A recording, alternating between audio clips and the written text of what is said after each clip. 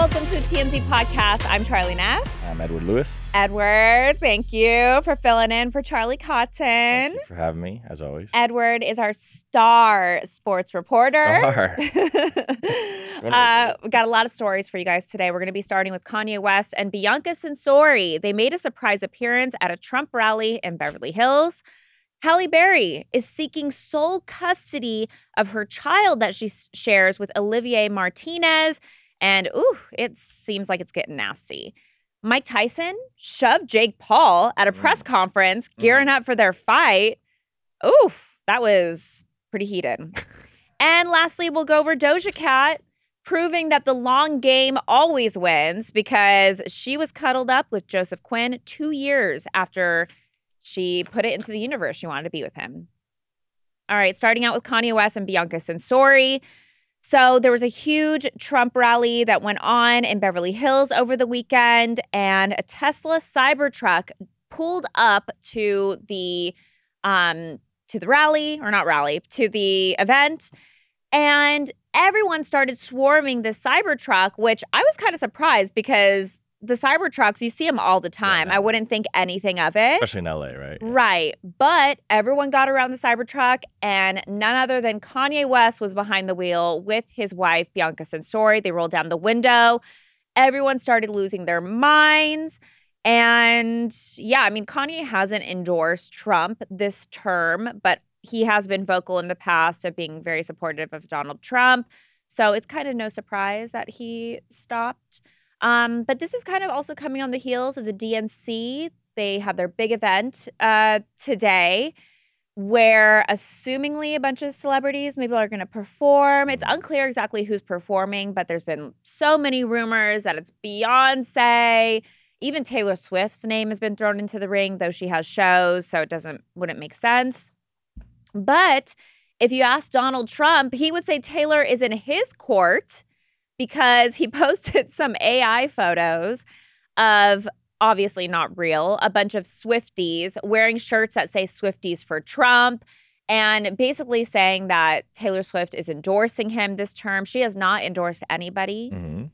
She did endorse Biden his last term, so assuming maybe she is still against him. But what do you think, Edward? Do you think Taylor should speak out?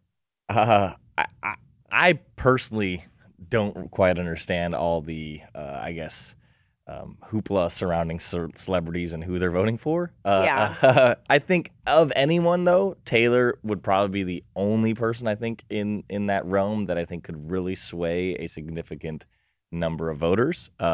So if she feels strongly one way or the other, I think she should speak out. You know what I mean? Because her opinion could matter much more so than Kanye. You know what I mean?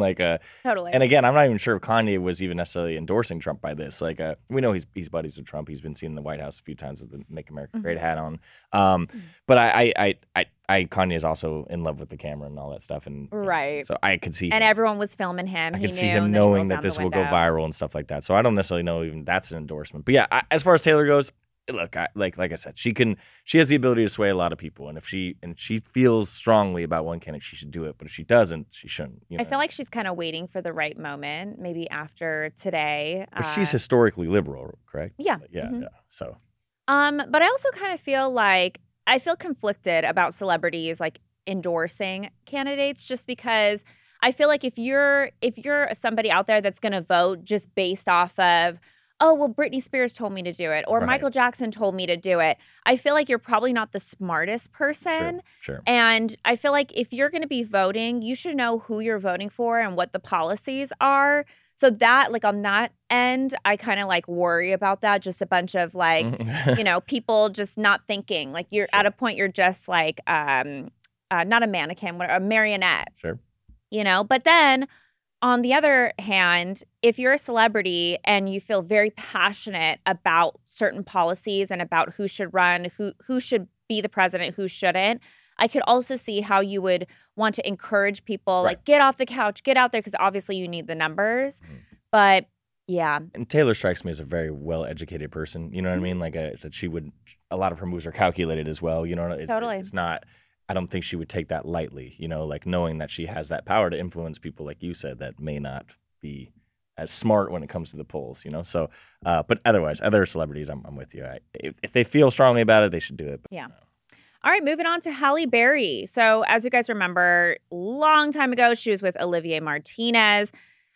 This is shocking to me, but their son is 10 years old now, Maceo, and they've been having a ton of conflict with each other. We've obtained new legal documents, which Halle claims Olivier's turbulent and detrimental behavior is negatively affecting Maceo, including behaviors and learning issues that Olivier has refused to address. And she accuses him of prioritizing soccer over education, leading Maceo to fall behind in school. She says Olivier has refused to get a tutor and avoid disrupting soccer practice. She also alleges that when Olivier has Maceo for extended periods, Maceo returns to her angry, combative, and that Olivier discusses their parenting disputes with the son, with the 10-year-old, which impacts him, she says. And she does say, like, she acknowledges her own imperfections, but asserts that she's been a dedicated parent. So now they do share joint physical and legal custody, but she's asking for sole legal custody to make decisions regarding his education and therapy. This sounds like the messiest thing ever. So messy, so messy. And the attorney's fees alone, we reported that it's hundreds of thousands of dollars. Yeah. Like, oh my goodness, this gosh. it's like this is the worst nightmare scenario. That being said, it does sound like kind of every stereotypical fight, right? That the dad father is wants like he needs to be better at soccer. He needs to be a better sports player, yes. and when he's with me, we're chilling, you know. And then when he's with mom's more of a taskmaster, wants to do homework. And of course, when she goes with mom, where he goes. And if you're a 10-year-old boy, you probably like your father more because I'm sure he loves soccer, right? And that's why, like, his dad is like all for it. He's probably a decent soccer player, and Maceo is like, oh, this is what I want to do. Dad lets me do this. But then he comes home and she's just like, you know, laying down the freaking gauntlet on him. Do your homework and get in bed. Yeah, exactly. Yeah. I'd be curious to see how this all plays out. You know, he's probably got his side of the story as well. And I wonder what the judge is going to see, you know, or who he's going to side with. I read this story and I just cringed through the whole thing, man. They separated in 2015 and it's 2024 and they're still going through this. Can you fathom that? Like, just years of, you know, vitriol. This does not sound like a comfortable relationship. But I don't think, like, look, obviously I don't know their full situation, but just reading off the documents, I never find it like a good idea to like fully take the son away from the father. Sure, and I'm sure maybe she would still let him see the son and all that, but like, I don't know. I mean, you guys had a kid. You knew this was going to be a balance. You knew you're going to have to work it out. So figure it out. Yeah. And we should say, I guess I should say that before she went to these legal documents, she says she tried to mediate it privately. Right. So I guess it's really gotten bad there. That story, I cringed through the whole thing. You never know, Edward. This could be you in the future. Oh, God, please don't wish that. All right, moving on to Mike Tyson. Do you want to tell me this? Like, why? I don't understand. Why is Jake Paul and Mike Tyson fighting? Like, what is happening? So this actually was announced a long time ago. It might have been a year ago at this point. They were supposed to fight in July, so basically last month. And then Mike Tyson, as y'all remember, he had some sort of medical emergency on an airplane, and it became it was like a stomach ulcer, and it was like he had affected his training. And so he had to push back his fight. So Jake Paul took a fight with an MMA fighter named Mike Perry, and he beat him up pretty good. And now Tyson beat up. No, Jake Paul beat up Mike Perry while Tyson was recovering. Oh, I see. They moved the fight. They said, all right, we're going to fight later. Right now, and Jake was like, I need to fight. So he beat up a guy named Mike Perry, very good MMA fighter. And it just proved Jake Paul's really good. And so now they're going back to this fight because Tyson is now presumably healthy. So they're going to be doing a bunch of press conferences leading up to this. The new date is November 15th for the next fight. It was July 20th. So it's been pushed back, 6 months or so. And now, basically, the next 6 months, we're going to see these kind of press conferences. Both of them were at this Fanatics Fan Fest in New York City. I'm sure you saw it over the weekend. Yeah, Tom Brady was there. Party. Yeah, Michael Rubin's throwing it on. Travis Scott was there. Rob Gronkowski was there. Livy Dunn was there. It was a crazy, crazy thing. So at some point during that event, they decided to preview the fight because that's how you sell fights and stuff like that. And during this press conference, Mike Tyson got a little bit handsy. He shoved Jake. He gave him like a kind of a stiff left to the chest. Whoa. And then when they got back together, Jake shoved Mike. Now, I will say this is all for show. I mean, these guys, they love each other. Like, they really do. I think Mike's been praising the Paul brothers since they started this whole boxing endeavor. Really? And now this is just they're trying to drum up some animosity and some controversy to sell the fight. And I they are fighting. Do they need to sell the fight? It depends who you ask, right? Mike Tyson's 60-something years old, maybe 50. But he's a legend. Late 50s, and then Jake Paul is young, so a lot of people are like thinking this is not the way to go. Jake's like pretty legit now. Yeah, it's and Mike is old. Like, he literally had to just pull out of a fight because he had a stomach ulcer, and now you're gonna fight a 27-year-old who just knocked out an MMA star, So it's depends on who you want to talk to about it. Like, a lot of people are in your camp. It's Mike Tyson fighting Jake Paul. I'm gonna watch it, but a lot of people are like, this is elder abuse, so they want to see that Mike Tyson is capable of fighting still and blah, blah, blah. So that's the way it's going in the sports world. I'm watching it either way. I don't think they need this kind of like, I'm pushing you at the press conference, but that's the way Jake sells a lot of his fights. He kind of pretends to be animus towards his opponent and talks a lot of smack. They always do, though. Like, even in the UFC, right? Like, that's Conor McGregor's whole thing, where he starts talking about your mama, your girlfriend, your fiance. Like, I mean, that's the way to sell nasty. Yeah. Totally. Yeah. All right. Well, we'll see how that goes. Yeah. I'm thinking Mike Tyson is going to win. Oh, interesting. What do you mean interesting? He's 58 years old. It's Mike Tyson. Jake has never actually done an official boxing match. He's done 10. Official? Yes. Against people who get paid to punch people. Oh, boy. Who are a lot younger than 58. All right, moving on to Doja Cat and Joseph Quinn. He's from Stranger Things. They cuddled up over the weekend. Everyone is dying because, do you know the history in this, Edward? Yeah, I do. Shockingly. So a couple years ago, Doja had reached out to Noah Schnapp, who is from Stranger Things. And at the time when she DM'd him, he was underage. And in his DMs, she had said, hey, hook me up with your co-star, Joseph Quinn. Right. Who was of age, by the way. Right. Well, the only reason why we know that is because Noah Schnapp was like, interesting. Posted their conversation on social media. Everyone went wild about it, being like, wow, why is she sliding into a 17-year-old's DM? To try to get help. Yeah, on the dating scene. Criticizing her. But it worked because here we are, flash forward 2 years later, photos of her surfaced, holding hands with Joseph Quinn. They look like they've been together for a while. Yes, definitely, yes. Super cute. And I mean, we did reach out to both Joseph's rep and Doja's rep and haven't heard back, but I think it's very clear they're together. Yeah, we have some sort of video of them, and he's sliding down her back. Yeah, he's got his hand on her butt. It's low-key copping a feel. So I don't think this is obviously significantly more than just a dinner date or whatever you want to call it. So what a story, though, huh? What a great story, long game. What do you think about a girl reaching out to a guy and shooting her shot? Yeah, I love it. Is that intimidating? I love it. And her reaction, I thought, to Schnapp was a little bit interesting too, though.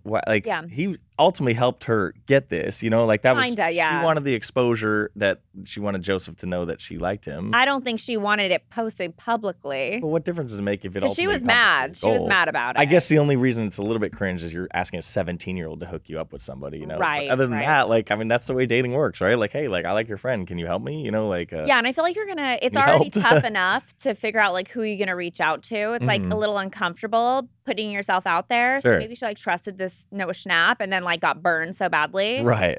But no, I'm with it. I think everybody should shoot their shot if they want it. You know what I mean? Whether you're a woman or a man, I think that's the way this works. And honestly, being a man in the dating game, it's God, this was so much easier if you just tell me you like me. You know what I mean? It would. If you like me, tell me. But nobody likes rejection, right? On the guy side versus the woman's side. Sure. So I think a lot of women aren't used to having that kind of rejection. If they reach out, it's really a risk. But if you're Doja Cat, you're gonna be just fine. Right? I mean? Yeah, she's stunning, stunning. Yeah. Well, good for her, and congrats to the new couple. All right, today in history. Today is International Bow Day. Do you like bows? Like a bow tie? Like bows. Oh, yeah. You like bows? I mean, as much as one does. Yeah, it didn't say bow tie. It said bow. Bow, like a ribbon. Well, but when you make it into the shape, it's a bow. Okay. All right, great. You sure it's not bow day? Like bow? Like you're bowing to somebody? Okay, now you're questioning me. I don't know. Maybe.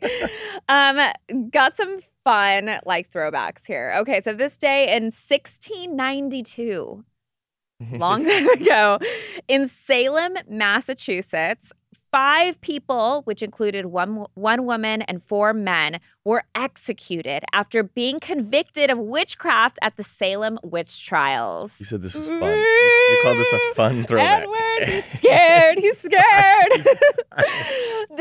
If you remember, like the witch trials, they like got away with like 30 people. You like remember it them. was a lot. Yeah. Well, I went to Salem, did like the whole like. Oh, I'm sure you did. Oh my God, it is so I'm sure great. you have a bunch of pictures. Oh, just get like a little witch hat and like really embrace it with a little broom. This is shocking. God, I love it. This day in 1909 was the first Indianapolis Motor Speedway race. Come, yeah. Famous for the Indy 500. Do you like watching those races? I can't stand them. Really? And like, we could go off a little tangent here. The environmental police police everything except for racing. You know what I mean? Like, what a tremendous waste of resources and like gas and tires, and they blow. Yeah, I guess I didn't think of it like and that. And pollution, and all they do is just race around. They're all driving the same car too. You know, that's a good point. I didn't even think racing of that. And I don't get racing, man. Yeah, I mean, people love it. Fast They cars. do. I thought guys really like fast cars. I like fast cars, but I don't like to turn left 4 times 150 times. Yeah, you know? Like, and it can be deadly too. Yeah. This day in 1973, the real Texas Chainsaw Massacre occurred. That it's based great off of? day. Is that the movie that this Texas is like Chainsaw Massacre? You know, Leatherface. That like came real, what is the real though? Why is it in parentheses? Because it was based off of a real. Oh yeah, that's what I'm person. asking. Yeah, so it was a real. This is the real event before the movie. Yes. What would you think it was? I don't know. Why is it in parentheses? Because like the real person. Okay. Does that scare you too? Guy was taking people's faces off. That's not scary. Them. Yeah. Oh, I'm getting ready for Halloween. I can't wait. August. I'm so done with summer. I'm ready to put out my Halloween stuff. Wow. This day in 2006, London Bridge by Fergie hit Great number song. 1. My London. Okay, don't make me do it. You got to sing it too. You get that one. Do you like Fergie? Do you have a Fergie impression? Like you have a Britney one? I don't. Wow. I've got like Gwen Stefani, Shakira, Cher, Britney. No Fergie. I got to work on that. Okay. Bunch of birthdays today. Bill Clinton. Happy birthday, Bill. Happy birthday. Billy. Coco Chanel, the actual Coco Chanel. As opposed to what? Coco Chanel. Well, you know, Chanel, the brand. Yeah. Like the woman that created it, Coco Chanel. Okay. Matthew Perry, R.I.P. Kira Sedgwick, Leanne Womack, and John Stamos. No famous sports birthdays, huh? If there were, I'd moved on. Got it. Sorry, Edward. Did you have a good weekend? I did. A lot of people want to know how Hooters went. It was amazing. I drafted a great team. Hooters was lovely. We had some wings. It was great. Shout out Jacob Stern, our video editor, for getting us all there safe. Oh, how sweet. So who like won the whole thing? Well, you draft them and now you play out the season. Oh, that's so lame. So then why get together? Don't you want to get together for the last one to be like, so-and-so's the winner? Yeah, we will. Yeah, at some point. Yeah. Oh, you're just like getting together it's a whole to get season. together? Yeah, you've got to draft the team and then now you play it out the whole year. So where's the next meetup? Next Hooters next year where we draft again. Oh, okay. Yeah. Wow, Hooters. Or just somewhere in here. Yeah. Did you have the wings? I did, yeah. Pretty good, huh? Yeah. Mozzarella sticks too, yeah. Ooh, Moz sticks. Okay. All right, guys. Well, hope you guys had a good weekend as well, and we'll see you tomorrow.